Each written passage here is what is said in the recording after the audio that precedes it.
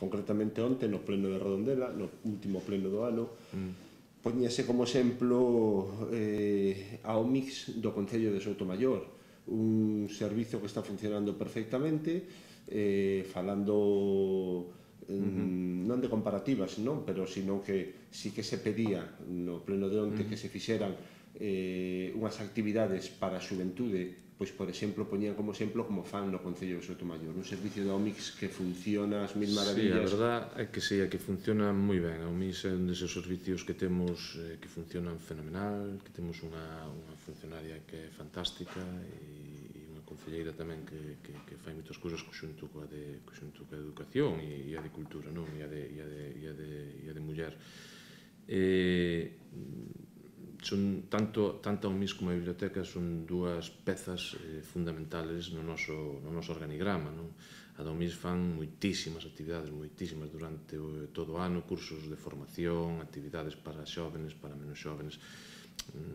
A verdade é que é digna de, eu creo que nesas, se antes falábamos de concellos que tal, eu creo que hai cousas como esa, como na OMIX, que podemos perfectamente, estamos á altura de calquera delas. O CIN, tamén, o Centro de Información á Muller, outro lugar no que nós temos este ano, precisamente incrementamos as horas da abogada.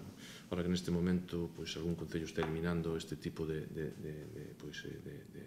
servizo, digamos, nós apostamos máis forte por eso. Este ano atenderonse hubo máis de 300 consultas do Centro de Información á Muller, que son moitas. Abríronse casi 80 novos expedientes, entonces eu creo que é algo por que temos que seguir traballando todos os Centros de Información á Muller, a OMIX, desde a biblioteca, os servicios sociales moi importantes tamén para o noso concello. Eu creo que son apostas polas que temos que seguir traballando, porque ao final son, digamos, é a xente, estamos falando da xente, non? E ao falar da xente estamos falando de convivencia, estamos falando de relacións, estamos falando de veciños, en definitiva, e veciñas. Todo o que o alcalde, o equipo de goberno queira levar adiante, está claro que ten que pasar por uns plenos, que é aí onde se aproba se é que se vai pa diante ou se non vai pa diante. Como calificas estos plenos nos que a oposición, marca un pouco a mala hora escollida para realizarse estos plenos que son a 1 da tarde? Sí, vamos a ver, os plenos, pareceme que se están celebrando con normalidade, quer dizer, os plenos, hai horarios para todos os gustos, é dicir, depende do concello, hai plenos á mañán, plenos á tarde, plenos á noite, plenos en xoves, plenos en sábados, plenos en venres, nós decidimos que o último xoves de mes á 1 da tarde era unha boa hora, como se fan noutros sitios, e ademais son gravados, podeos ver calquera, e eu creo que non hai ningún problema. A reacción da oposición, é normal, non? É dicir, eu entendo que a oposición é a oposición, e eu creo que eu non teño queixa, quer dicir que sempre tendo respeto, todas as opinións son válidas, e eu creo que iso dáse neste concello, que hai respeto, que hai, cada un defende os seus intereses, e, polo tanto, non teño nada que dicir. Como calificas, neste caso, a oposición que agora tes? Unha oposición do Bloque Nacionalista, unha oposición do Partido Socialista?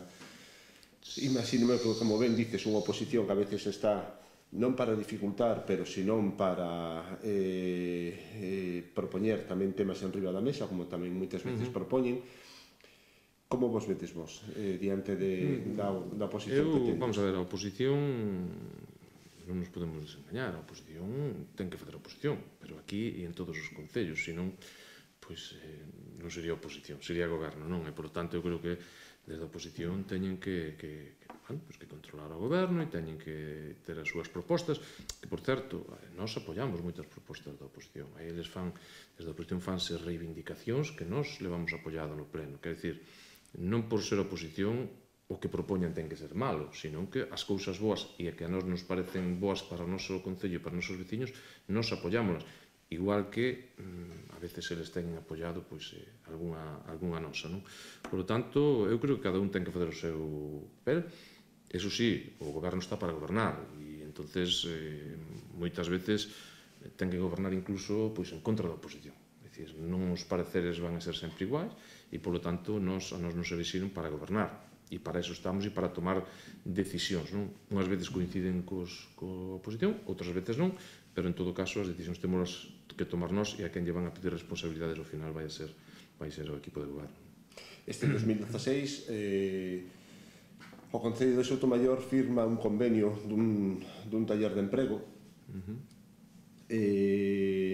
Imagínome que é fundamental todo o que sea emprego para Soutomaior. Todo o que sexa formación é importante porque nos momentos que corren a xente que este un pouquinho máis preparada cando salgamos desta profunda crisis, cando salgamos en condicións, a xente que poida ter oportunidades, a que este un pouquinho mellor formada vai ter máis oportunidades que a que non este formada. E por eso, como dicía antes, tanto desde as distintas concellerías se fan cursos para que a xente este mellor preparada, pero hai o máis importante de todos neste ano 16 foi efectivamente o obradoiro de emprego da hostelería. Aí se están formando durante 6 meses 20 persoas, 10 en cociña, 10 en servicios, e eu creo que, é unha oportunidade que van a ter estas 20 persoas que se aproveitan, eu creo que van a ter moitas posibilidades de poder incorporarse ao mercado de traballo. Por eso se fai, por eso creemos que é un sector no que no noso Concello é moi importante e creo que poden ter unha salida. Se podían haber elixido outros sectores, pero eu creo que neste momento e neste Concello o sector da hostelería é moi importante e creo que pode ter unha salida para os que están facendo este curso, que esa é a finalidade, que teñan ao final, cando acaben, poidan ter unha salida laboral. Unha salida laboral.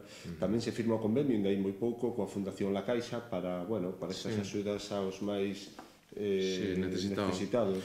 Sí, firmamos coa Caixa, coa Fundación La Caixa, e tamén firmamos coa Fundación Amigos de Galicia.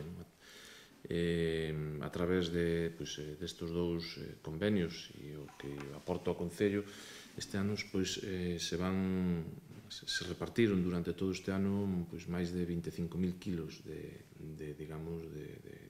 comida para os máis necesitados, alrededor de 30 familias, alrededor de 100 veciños, ademais da labor que fai Cáritas tamén, que Cáritas, a parte da labor que fai o Concello, fai unha labor importante, Cáritas parroquial de Arcadia. Eu creo que son datos moi importantes. Ademais, desde o Concello se fixeron nos servicios sociales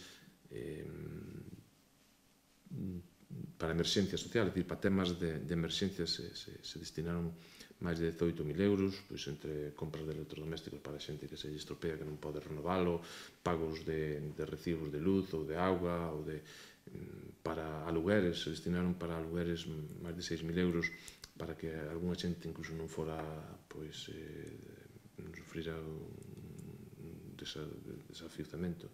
Entonces, creo que todo o que fagamos polos servicios sociales, estamos falando da xente máis desfavorecida e, polo tanto, todo o que fagamos sempre vai ser pouco. Eu entendo que sempre todo o que fagamos aí sempre vai a ser pouco, pero debemos seguir facendo un esforzo especial. Esta é unha das cousas que máis satisface ser alcalde? Sí, por suposto, cando que alguén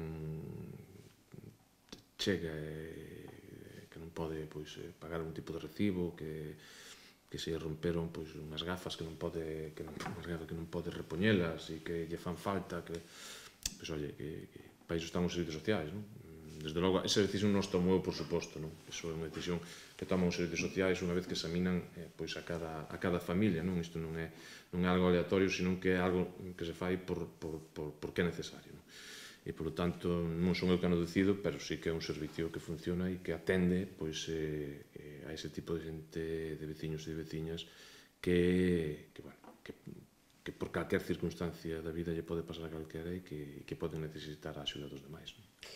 Que cousas quedaron atrás este 2016 que Agustín Reguera dixera este ano ten que sair, por desgracia quedan atrás? Sí, sempre quedan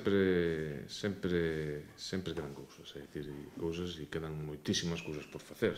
Feixo quedan ano tras ano quedan pois cousas por facer, en todos os campos, pois nos servizos sociales, nas infraestructuras, en todas quedan cousas por facer. Pero bueno, para eso estamos, non? E para eso temos que seguir pelexando por nós mesmos e co resto das administracións.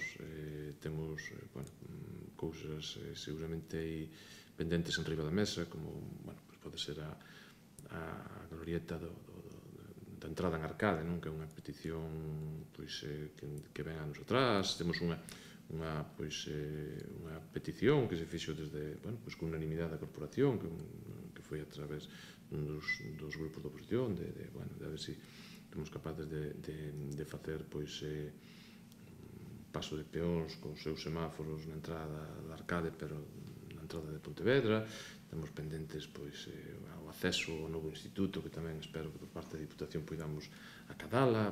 Hai diversas cousas encima da mesa que eu creo, son optimista e creo que podemos entre todos, poñendo un pouco da nosa parte, podemos acadalas. Pero en todo caso tamén teño que decir que conseguilo todo a veces é complicado, porque moitas veces non depende só da vontade do Concello, sino que depende da vontade de outras administracións, dos recursos de outras administracións, e as prioridades a veces mandan, e a veces as prioridades non son as que son para nós. Por lo tanto, eu son optimista, pero sempre dentro da realidade.